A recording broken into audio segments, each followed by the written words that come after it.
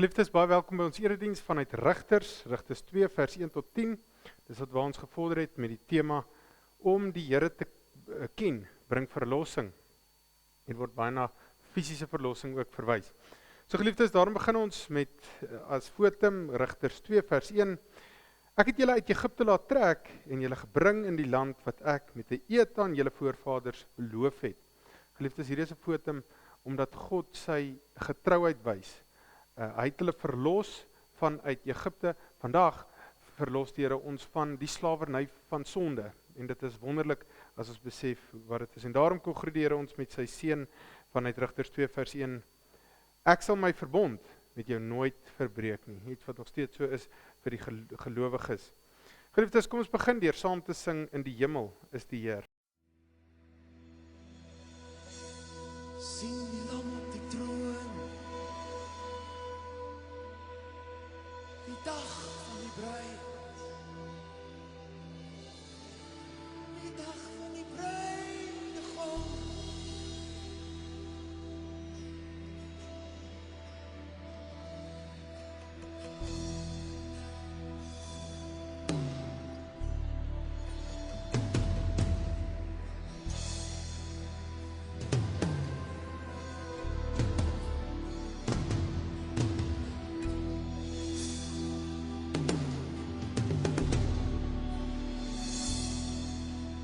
Hemel is die Heer en sy glans is soos kristal. Hy is die heilige van God en hy heers oor die heelal. Daar is mag in sy woord, soos die waters dryf sy stem, soos die son op die see se blou, so die rykdom van sy troon. En aan U is die mag en die heerlikheid en krag, en aan U is die eer en die lof van U regeer. U regeer.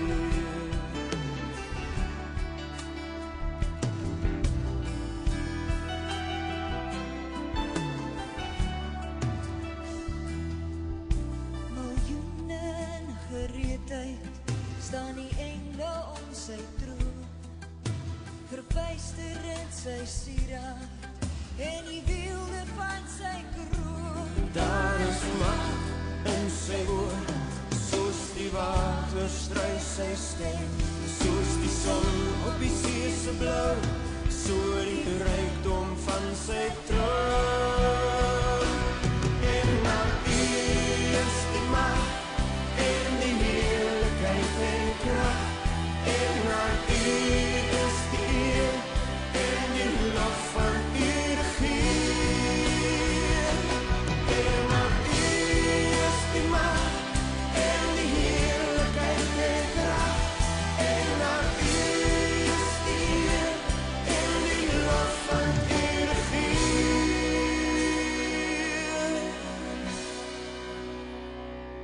U regeer in ons harte, U regeer oor die heelal, U regeer in ons lewens, U regeer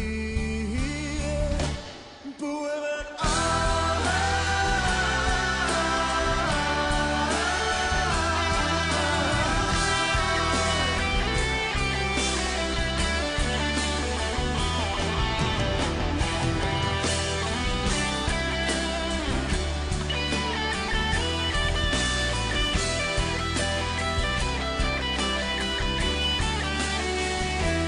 Daar is mag in sy woord, soos die waters dryf sy stem, soos die son op die see se blou, so die rykdom van sy troon. En aan U is die mag en die heerlikheid en krag, en aan U is die eer en die lof van U regeer. En aan U is die mag en die heerlikheid en krag, en aan U is die eer en die lof van U regeer.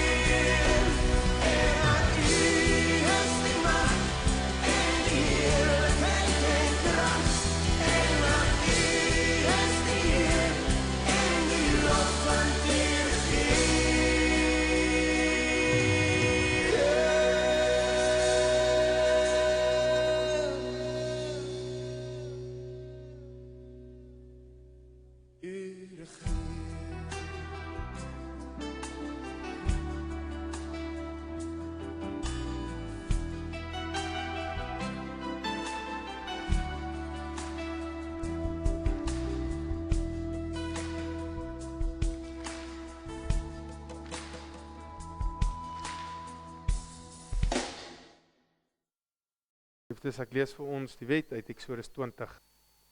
Toe het God al hierdie gebooie aangekondig. Ek is die Here jou God wat jou uit Egipte uit die plek van slawerny bevry het. Jy mag naas my geen ander gode hê nie. Jy mag nie vir jou beeld of enige afbeelding maak van wat in die hemel daarbo of op die aarde hieronder of in die water onder die aarde is nie. Jy mag hulle nie vereer of dien nie, want ek, die Here jou God, eis onverdeelde trou aan my. Ek reken die kinders die sondes van hulle vaders toe, selfs tot in die 3de en 4de geslag van die wat my haat. Maar ek betoon my liefde tot aan die 1000ste geslag van die wat my liefhet en my gebooie gehoorsaam. Jy mag die naam van die Here jou God nie misbruik nie, want die Here sal die een wat sy naam misbruik nie ongestraf laat bly nie. Sorg dat jy die Sabbatdag heilig hou. 6 dae moet jy werk en alles doen wat jy moet, maar die 7de dag is die Sabbat van die Here jou God, dan mag jy geen werk doen nie. Nie jy of jou seun of jou dogter, of die man of vrou wat vir jou werk, of enige dier van jou of die vreemdeling by jou nie. Die Here het in 6 dae die hemel en alles daarin gemaak, die aarde en alles daarop, die see en alles daarin. En op die 7de dag het hy gerus. En daarom het die Here dit as 'n gereelde rusdag ingestel en dit geheilig. Eer jou vader en jou moeder, dan sal jy lank bly woon in die land wat die Here jou God aan jou gee. Jy mag nie moord pleeg nie. Jy mag nie egbreek pleeg nie. Jy mag nie steel nie. Jy mag nie vals getuienis teen 'n ander gee nie. Jy mag iemand anders se huis begeer nie. Jy mag nie sy vrou begeer nie, ook nie sy slaaf of slavin, 'n bees of 'n donkie of enigiets anders wat aan hom behoort nie. Geliefdes, kom ons prys die Here deur saam te sing, my hande hef ek op na U.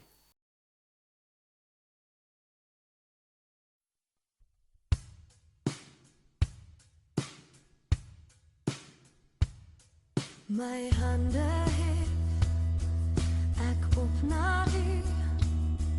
Ek loof U naam en buig voor U, want U is hier, die koning van my hart, van my hart.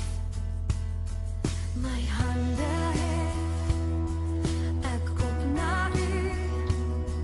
Ek loof U naam en buig voor U, want U is hier, die koning van my hart. Ek dien geen vreemde gode nie, en ek is meer belangrik nie, as dat U in my hart regeer. Daar is geen plek vir ander nie.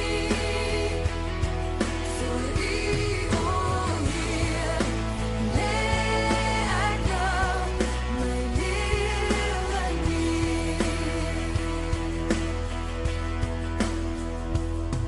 My hande hef ek op na U. Ek loof U naam en buig voor U, want U is hier, die koning van my hart. Ek dien geen vreemde gode nie, en ek is meer belangrik nie, as dat U in my hart regeer. Daar is geen plek vir ander nie. Voor U, o Heer, lê ek nou my lewe neer. Voor U, o Heer, lê ek nou my lewe neer.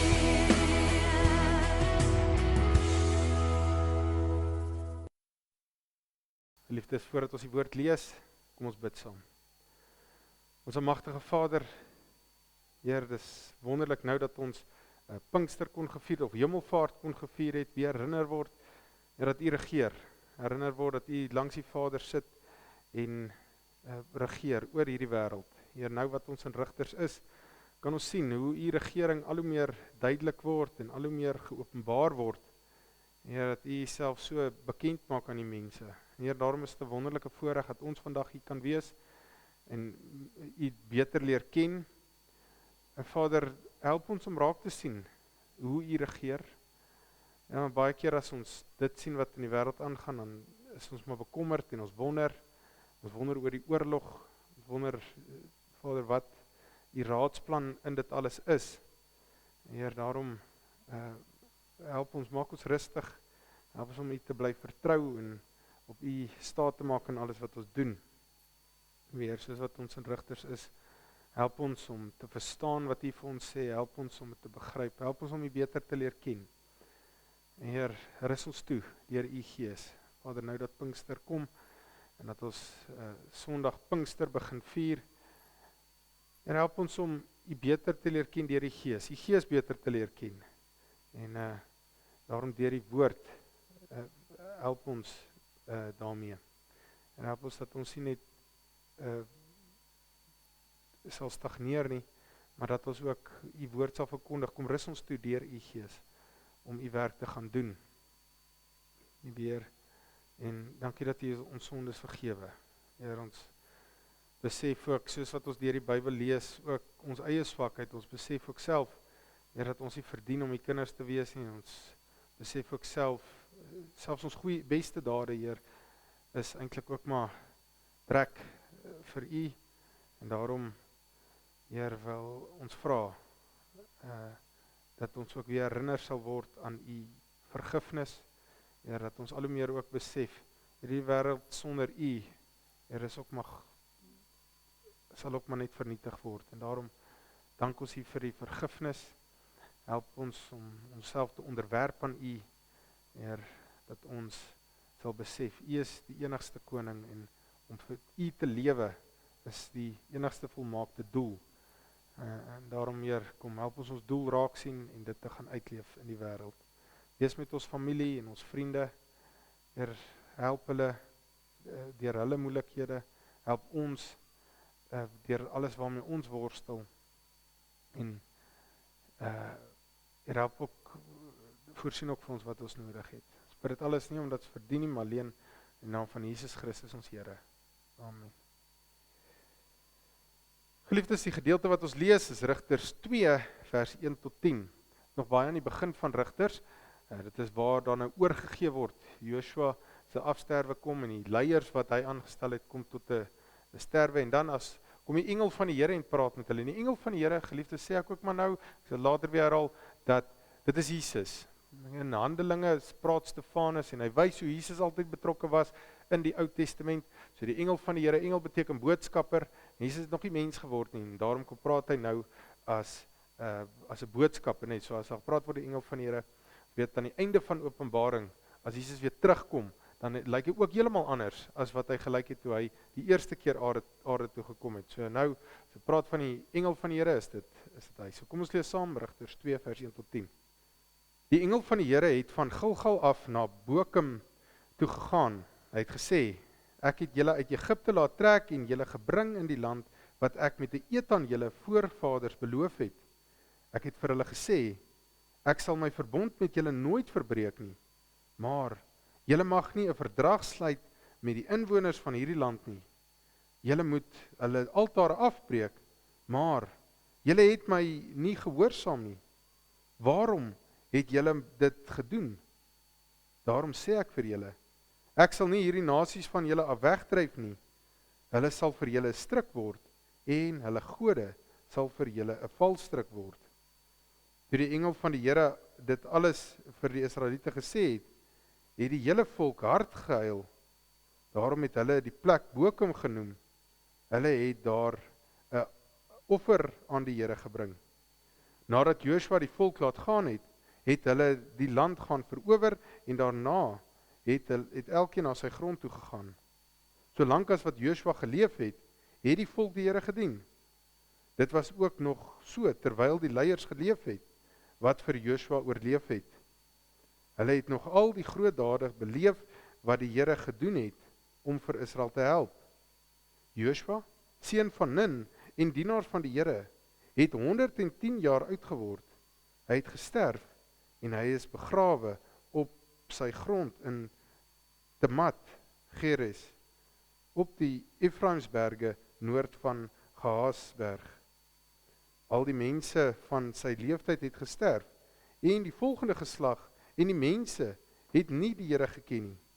Hulle het ook nie geweet van sy groot dade wat hy gedoen het om vir Israel te help nie. Tot sover. Die woord van die Here, kom ons gaan oor na die preek. Geliefdes, ons tema vandag om die Here te ken bring verlossing. Nou ons het deur die Bybel gewerk, ons is tans by Rigters en Rigters se boek wat gebruik word om al vir die helde voor te hou. En helde maak van mense. Gewoonlik as ons die kinders leer, jy weet ons leer hulle van Samson, die sterkste man op aarde, ons leer hulle van Gideon, hy met 300 man oorwin hy hierdie massas 32.000 mense, Ehud wat jy weet net so goed regs kon beklei as wat hy links kon beklei, laat mens dink aan Handrey Pollard en Morney Steyn, jy weet wat net so goed regs kan skop as links, en dis hoekom hulle so besondere rugby spelers was. Jy weet, en dan hou ons hierdie mense voor as hierdie helde, en gewoonlik dan bly daai gedeelte by, veral by kinders, maar as mens groot raak, dan vergeet mens ook alles wat hulle van hierdie leiers leer, want as ons so deur dit lees, dan sien ons dat hierdie mense ook net soveel foute gehad het. Die Heilige Gees rus hulle toe, maar dan ook al hierdie foute wat hulle gemaak het. En dit is ook 'n belangrike ding, dat ons moet fokus op daai foute, want die Here leer ons ook deur hulle foute, hoe nodig ons natuurlik Christus het. En as ons dit nie doen nie, dan mis ons eintlik 'n groot gedeelte van die rigters boodskap. En dan val ons in dieselfde gat as wat die rigters geval het, toe hulle die land ingeneem het. Nou, jy sal onthou, Joshua lei die volk in die beloofde land in, en daar wil God hulle seën. Nee, hy wil lang lewens gee, hy wil hê dit moet goed gaan met hulle, maar dan sien ons dat dit nie met hulle goed gaan nie. En soos die gedeelte wat ons gelees het, het ons gesien, dat die Here toe nou gesê het, maar luister, hoekom dit nie so gegaan het nie, hulle was ongehoorsaam, en dit was vir hulle 'n waarskuwing. Maar nou natuurlik kry ons ook 'n waarskuwing daaruit vir ons, vir vandag. En sodat ons in dieselfde gat trap nie, kyk ons na die volgende punte. Die eerste een, verlossing en die sonde siklus. En die tweede ding wat ons na kyk is, om God te ken, bring verlossing, of om God te weet van God, en God te ken. Dis twee verskillende goed, en ons gaan kyk na dit in hierdie gedeelte. So, kom ons begin by die eerste een, die verlossing en die sonde siklus. Nou, waar is ons tans in die Bybel? Die volk is verlos uit Egipte uit. Nee, en daarso het hulle die wet ontvang, en van daar af is hulle 40 dae tot by die beloofde land, stuurspioene in, begin twyfel, en dan wil teruggaan, en vir 40 jaar word hulle deur Moses deur die woestyn gelei. Deuteronomium kry hulle weer die wet, en dis sodat hulle dit in die land kan gaan toepas. En dan vir die volgende 40 jaar lei Joshua hulle in hierdie beloofde land. En ons gesien by al die stede en dit wat daar geleer is, en ons gesien, party stede kom in opstand en hulle word vernietig, en party bekeer en hulle word deel van die volk. En so sien ons hoe die land gegee word aan die mense, aan die volk. Nou net om hier so 'n bietjie so lank 'n idee te gee van waar ons is en die tydperk waarin ons is, vir die volgende 350 jaar, toe Joshua nou dood is, toe is dit die rigtertydperk. En dan kry ons die eerste koning, wat Saul was, en dan net om dan nou 'n groot sprong te neem, dan is dit so 1000 jaar tot Jesus toe nou kom. So ons is nou so 1500 jaar, 1400 jaar voor Christus. So ons gaan al hoe nader aan Christus kom. Nou, terwyl Joshua geleef het, en die mense wat hy aangestel het, die leiers, het die volk die Here gedien, en hulle het afgode afgebreek, en hulle was toegewyd aan die Here. Maar toe Joshua doodgaan, en die leiers wat hy aangestel het, die wat langer as hy geleef het, hulle gaan ook dood, toe begin die volk wegdwaal van die Here af, en hulle begin afgode dien, en dinge begin toe lelik skeefloop vir die volk. As jy so deur Rigters luister dan, of lees, dan sien mens, dat dit maak jou half moedeloos, die wreedheid en die ouens wat net nie kon toegewyd bly aan die Here nie. Nou, daar was hierdie siklus wat gebeur het in Rigters. En ons lees van die begin tot die einde, lees ons van hierdie siklus, is iets baie belangrik om raak te sien. Nou wat gebeur het, die Here het gewoonlik rus gegee, en het goed gegaan. En dan kom die volk, en hulle is ontrou aan die Here, en hulle begin afgode dien, en dan word hulle deur die Here gestraf, en dan gaan dit baie sleg met hulle, en dan kom hulle op 'n punt wat hulle weer tot die Here roep. En dan as hulle tot die Here roep, dan stuur die Here 'n rigter om hulle te kom verlos en van hierdie nasies wat hulle gewoonlik onderdruk het. So dan gaan dit weer vir 'n tydjie goed. En as dit weer vir 'n tydjie goed gaan, dan begin hulle later weer ontrou raak aan die Here en hulle begin van hom vergeet en dan gaan dit nou net weer van voor af. So dis ontrou, roep tot die Here, Here kom verlos, gaan goed en dan weer afgode. So dis die siklus wat ons gesien het in die boek gaan, so die siklus raak al hoe erger en erger tot dit later is net chaoties hier aan die einde van Rigters. Nou, as 'n mens deur hierdie goed lees, nee, dan wil 'n mens vra, leer julle nooit nie? Wil julle nou nie net, elke keer dan gaan dit goed, na hierdie groot ding wat gebeur het, kan nie onthou wat gebeur het en nou net begin getrou leef nie. En geliefdes, dit is die mens. Die Here kom wys vir ons hoe die mens optree en hy dien God as dit sleg gaan. Want hy hierdie begeerte dat God hom kom verlos. Maar dan in tye wat dit goed gaan, dan begin hulle wegdwaal van die Here af. En ons moet ook natuurlik daarna dink aan generasies. Nee, baie keer hierdie generasies het deur worstelinge gekom en dan bly hulle getrou, maar die volgende generasie wat dit maklik gehad het, is hulle wat weer begin wegdwaal van die Here af.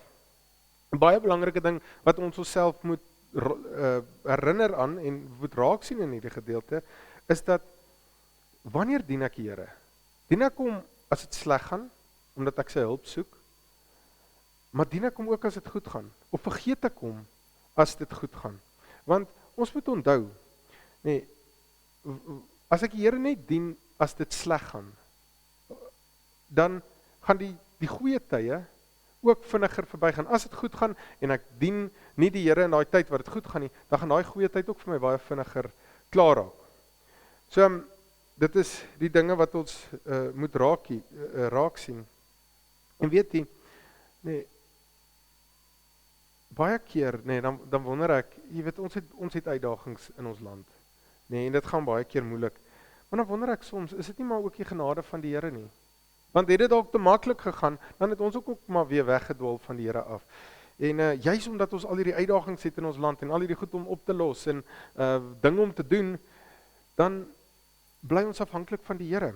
En dalk moet ons dit meer sien as 'n genade. Want as jy weet, soms voel ons in ons land, ja, sekere dinge is net onmoontlik om reg te kom.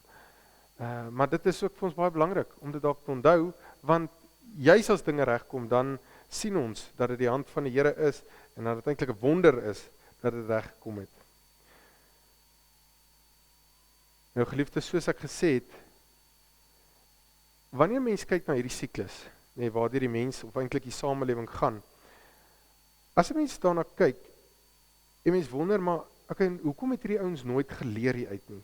Hoekom het hulle gebly daaruit nie? As dit maklik om dit te dink, wanneer jy vinnig deur Rigters lees, en nie besef, dat elke keer as jy nou sê net maar 'n hoofstuk gelees het, of 3 hoofstukke gelees het, nee, dan moet jy besef, daar is omtrent 40 jaar verby.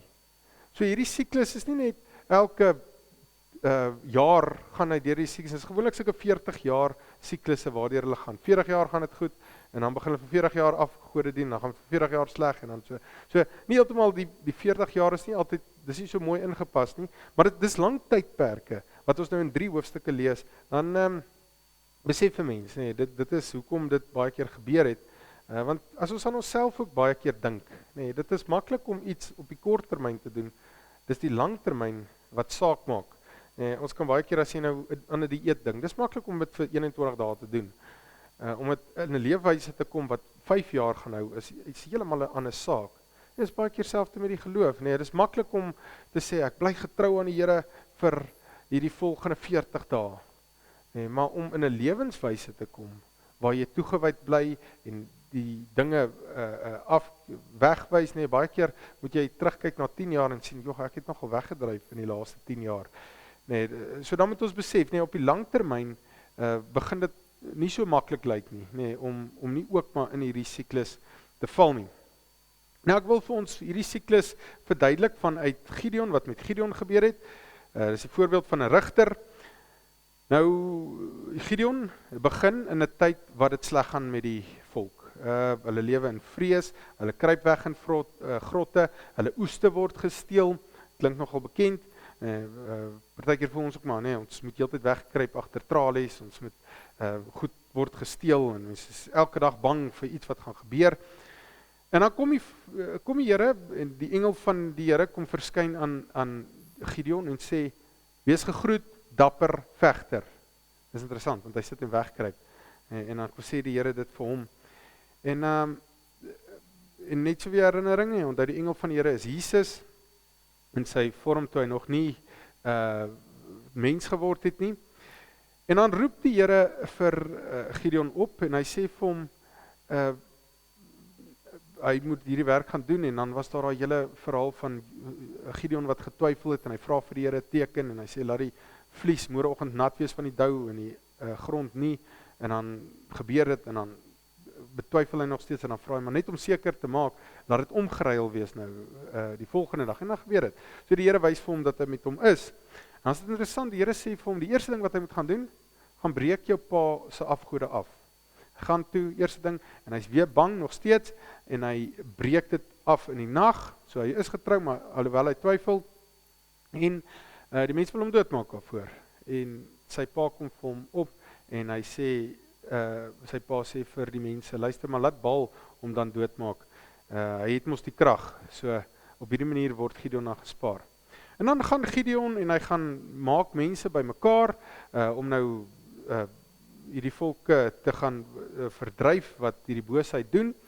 En die Here sê vir hom, dis te veel. Jy moet minder maak.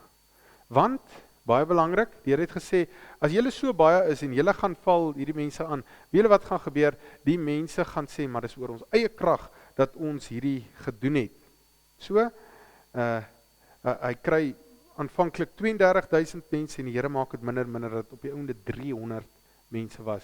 Hy het omtrent 32,000 mense nodig gehad vir alles, maar die Here maak dit minder tot hy later net 300 oor is, sodat hulle besef dit was God wat hierdie stryd gestry het en nie hulle kragte nie. En die Here gee vir hom 'n strategie. Hulle moet blaas, hulle moet shofars kry en hulle moet bakke kry en hulle moet fakkels kry en hulle moet met hierdie goeters gaan en weer 'n goeie strategie.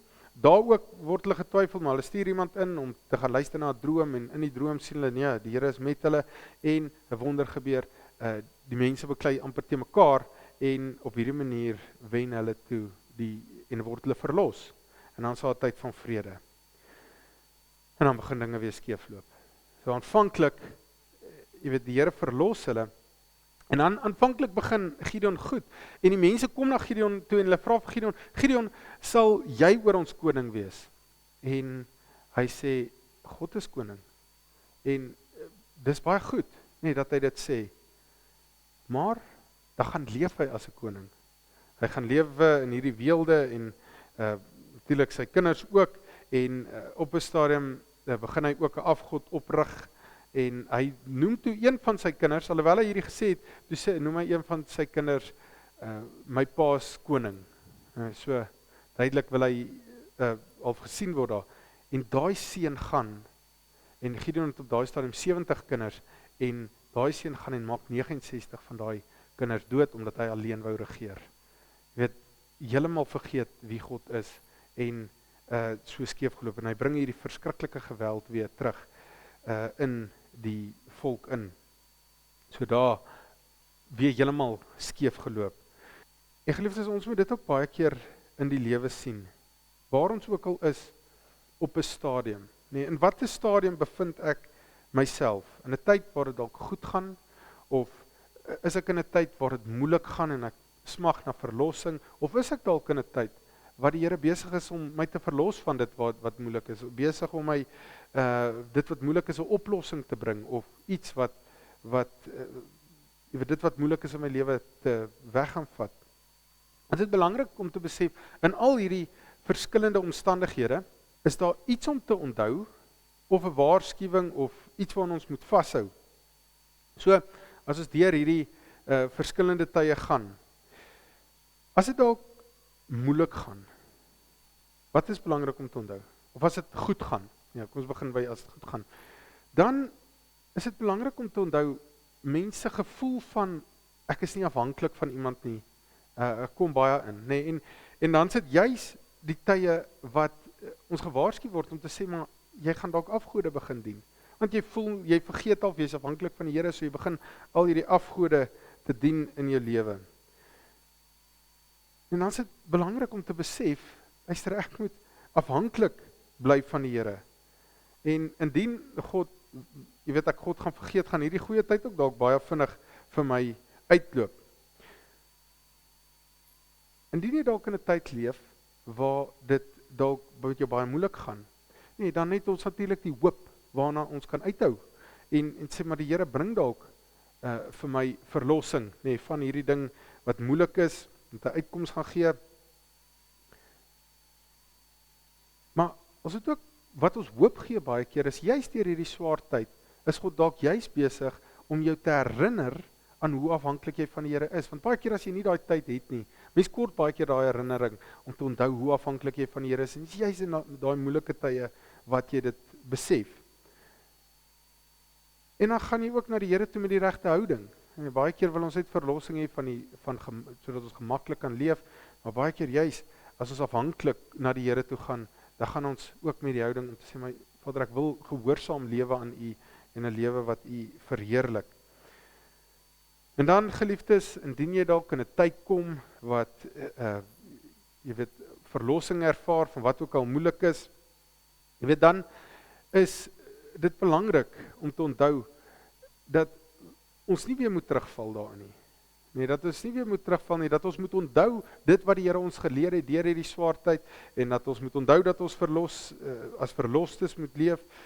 So, dis belangrik, nee, om te weet, nou gaan die versoekings kom, en dat ek moet vashou aan daai tye wat ek gegroei het en geleer het van die Here, en dat ons getrou moet bly aan die Here. En geliefdes, dis die belangrikste ding.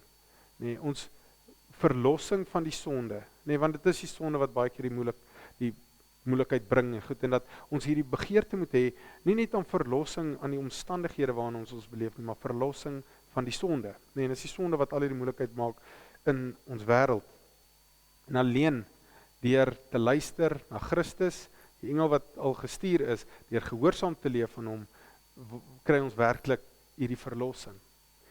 Nou geliefdes, as ek net so 'n bietjie na Suid-Afrika kyk, nee, dit voel vir my, en weet, ek kan verkeerd wees, en ek hoop ek is nie, en dit is ook iets waarvan ons baie bid, nee, maar dit lyk of Suid-Afrika deur hierdie verlossingstydperk gaan.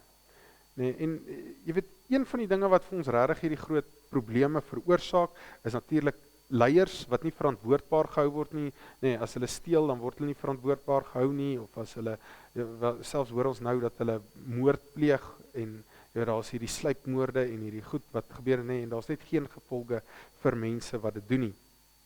En ons beweeg nogal in 'n tyd wat daar nou al hoe meer verantwoordbaarheid kom, nee, ons het nou al gesien dat tronkstraf is nou al uitgedien. Dit klink of hierdie kommissie, asof daar elke week iemand gearresteer word. Ons sien dat die president self ook nou nie meer net wegkom nie. Daar is dinge wat, jy weet, dinge begin gebeur. En een ding wat ek hierdie week gehoor het, wat vir my regtig laat begin dink het, ek dink regtig hierdie is anders. Nee, daar's 'n persoon, ek het nou sy naam vergeet, en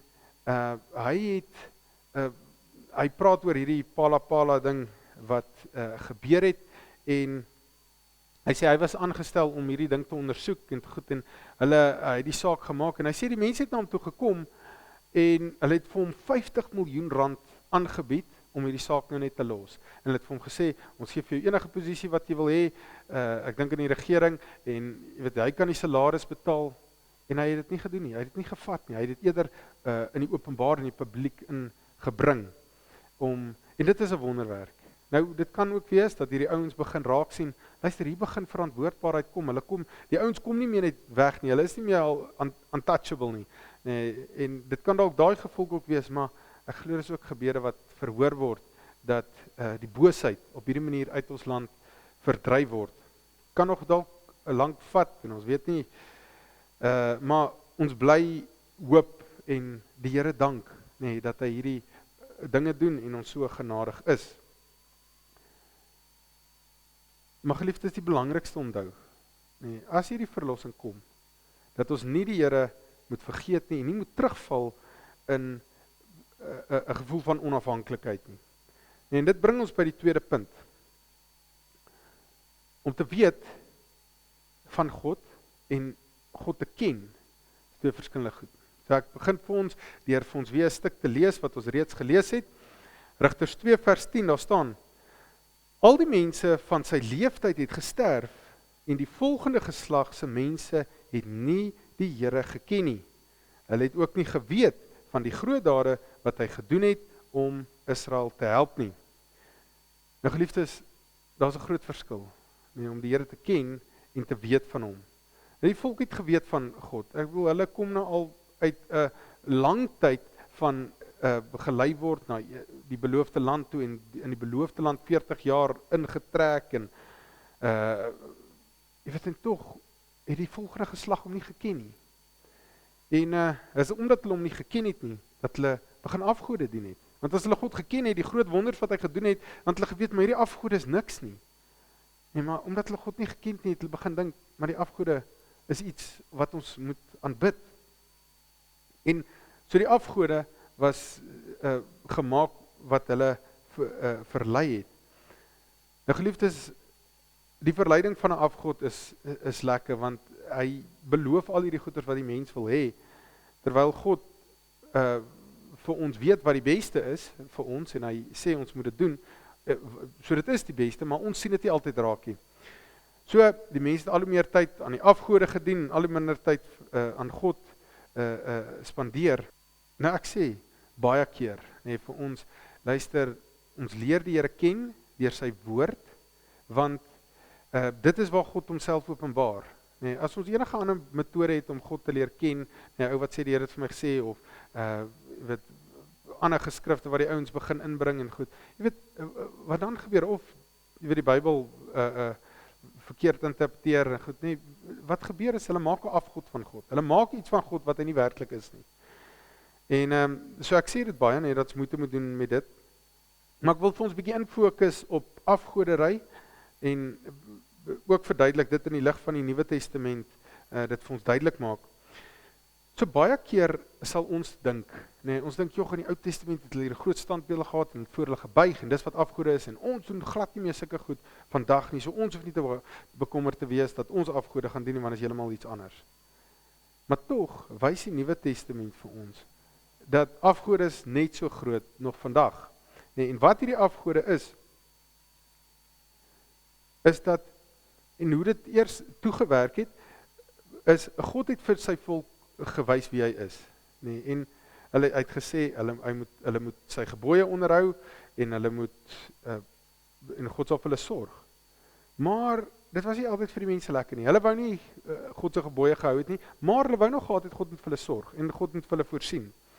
So wat hulle toe nou gedoen het is, hulle begin hierdie afgode maak, en alles wat God vir hulle beloof het, soos dat hy vir hulle sal sorg, en al hierdie goeders doen, hulle wou dit gehad het, maar hulle wou nie ook gehoorsaam gewees het aan die Here nie.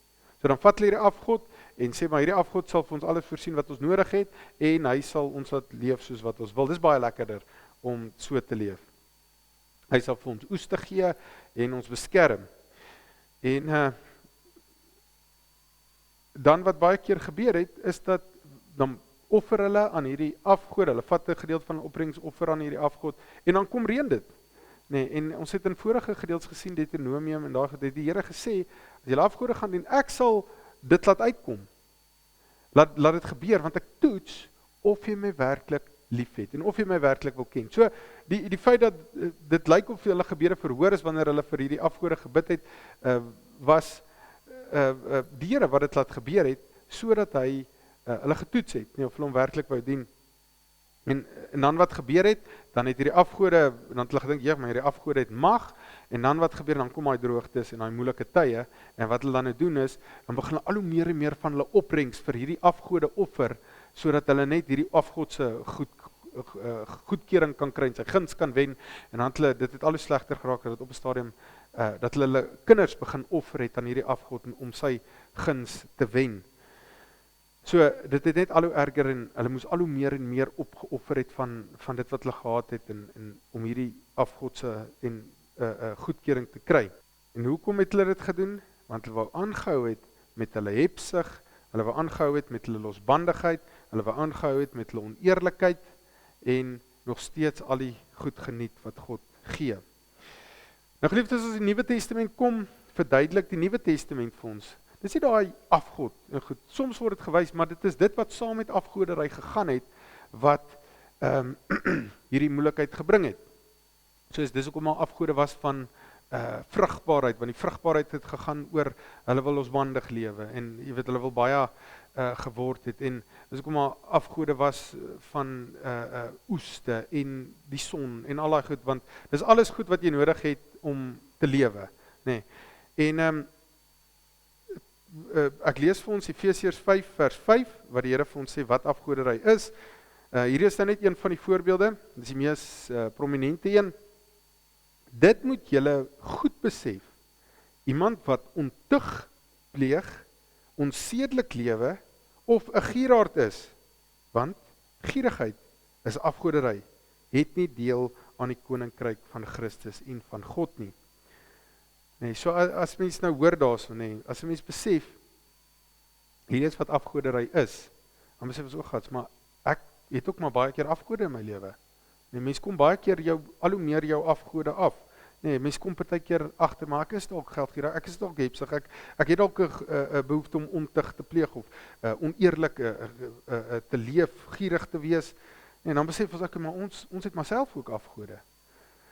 Nee, Mammon is die god wat Jesus noem, en dis die een wat Jesus ook uitsonder, wat moontlik, dit is die grootste een, nee, Mammon is die geldgod, nee, om geld te aanbid. So geliefdes, dan besef ons, afgoderry is maar net so prominent vandag, dit kom net nie meer voort in 'n beeld nie, dit kom voort in allerlei eienskappe wat die Here vir ons noem. So geliefdes, nee, enige iets wat vir ons belangriker raak as God, is 'n afgod. Nee, enige iets wat ek meer vertrou as die Here, enige iets wat ek liewer het as God, is 'n afgod.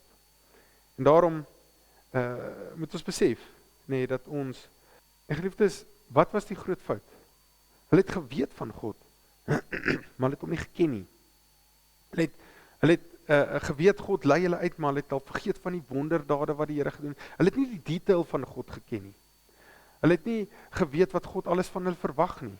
Hulle het nie gaan tyd daaraan spandeer om te besef, maar dit wat God gegee het is by verre groter as dit wat al hierdie afgode vir ons gee. Nee, hulle het nie in hierdie verhouding met hom gestaan en hom in detail geleer ken, en hulle geloof het nie substansie gehad nie. Hulle het geweet van God, maar hulle het nie hom geken nie. En dit is vir ons baie belangrik, nee, dat ons moet moeite doen. Ons moet net aanneem, jy weet, ons kinders gaan die Here ken nie. Ons moet weet, nee, die moeite is belangrik. En geliefdes, vandag, jy weet, wanneer ek al sien, daar kom al vir die verlossing waardeur ons leef, is ek eintlik nog steeds bang. En daar is 'n opgewondenheid, maar is ook 'n vrees, dat, jy weet, as daai beterskap kom, dat ons nie maar net weer gaan terugval in vorige gewoontes nie, want het lyk ook asof die mense net wag vir daai oplossing, en as die oplossing kom, dan val ons maar net weer terug in ander dinge wat vir ons belangriker is as God nie. Maar geliefdes, vandag word ons opgeroep, nee, om nog steeds ons bydra te bring. Gideon is eintlik niks, en die Here maak dat hy al hoe minder en minder en minder maak, juist sodat ons sal besef, Gideon, jy bring jou deel, en met daai 300 man sal ek doen wat ek wil doen, so juist sodat jy besef, maar dit is so geliefdes, dat ons deel sal bring, nee, om afgode uit te wys, om vals godsdienste uit te wys, ons deel te bring, en die Here te vertrou vir die res. Amen. Geliefdes, kom ons bid saam. Ons almagtige Vader, Jy weer, dit maak mens baie keer moedeloos, Heer, wanneer ons sien hoe die mens is, en dat U vir hom alles bied, en jy leer hom gehoorsaam te wees, en die mens volg ook maar net sy eie kop. En so wil ons ook maar baie keer bely, is ons, baie keer. Jy weet, en dan vra ons al hierdie vrae, oor hoekom dit in die wêreld lyk soos wat dit lyk, maar tog, Heer, leef ons soveel keer eintlik maar vir onsself. Vergeet ons U. En Heer, daarom vra ons dat U ons opnuut weer sal toewy aan U. Heer, kom help ons om wanneer dit goed gaan, gehoorsaam te wees, as dit swaar gaan in die vashou. En Heer, wanneer ons vra vir verlossing en die oplossings bring en die verlossing bring, Heer, dat ons U nie sal vergeet nie. Help ons om in die vashou. Heer, bewaar ons van die bose, help ons om die verleidings en die versoekings raak te sien, en nie daarvoor te val nie, maar gehoorsaam te bly aan U. Help ons om ander so te lei. Heer, en baie keer wil ons bely, dit voel vir ons soos 'n druppel in die emmer. Voel vir ons of dit wat ons doen nie regtig 'n verskil maak nie. Maar Heer, herinner ons soos met Gideon, wat U juis die onmoontlike vir ons wil wys, dat ons sal besef, dis nie ons nie, maar dis U. Here, kom wys dit tog vir ons. Help ons om getrou te bly aan U. Help ons om U te vertrou. En dat ons enigstens verdien, maar alleen uit genade. Dankie dat U Seun gestuur het, om reeds in die Ou Testament U aan ons bekend te maak. Heer, dat ons so die wonderlikheid en die heerlikheid daarvan sal besef, dat ons nie sal anders kan as om gehoorsaam te wil lewe aan U nie. Vergewe ons sondes, Heer, en kom wees tog met ons as 'n land en as 'n wêreld, dat mense U sal smag na U, Heer, en dat ons sal terugdraai na U toe. En ons bid dit nie omdat ons verdien nie, maar alleen uit U genade. Amen. Geliefdes, kom ons sluit af deur saam te sing, hoe groot is ons God.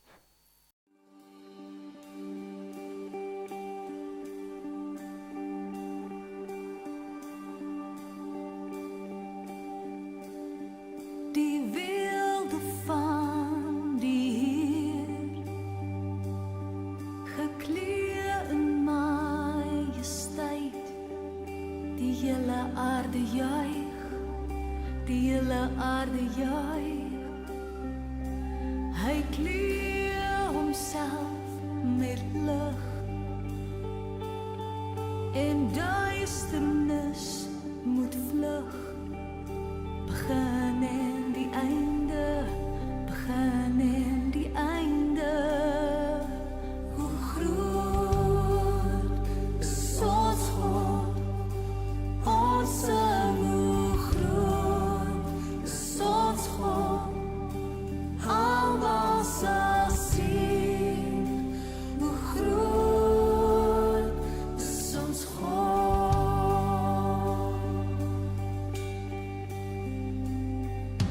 Eeuwe kom en gaan,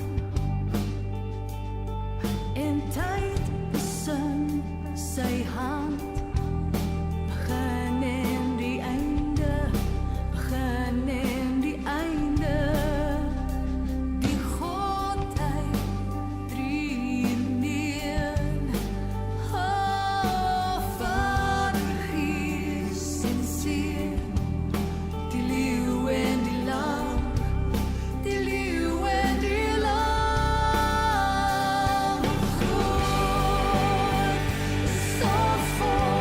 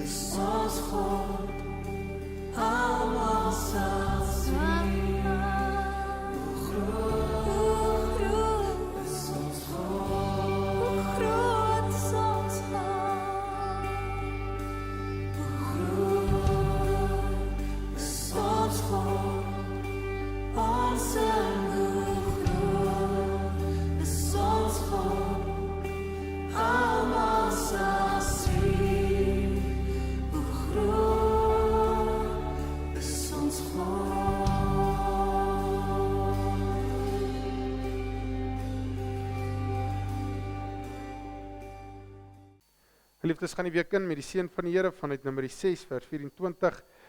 Die Here sal jou seën en jou beskerm. Die Here sal tot julle redding verskyn en julle genadig wees. Die Here sal julle gebede verhoor en aan julle vrede gee. Amen.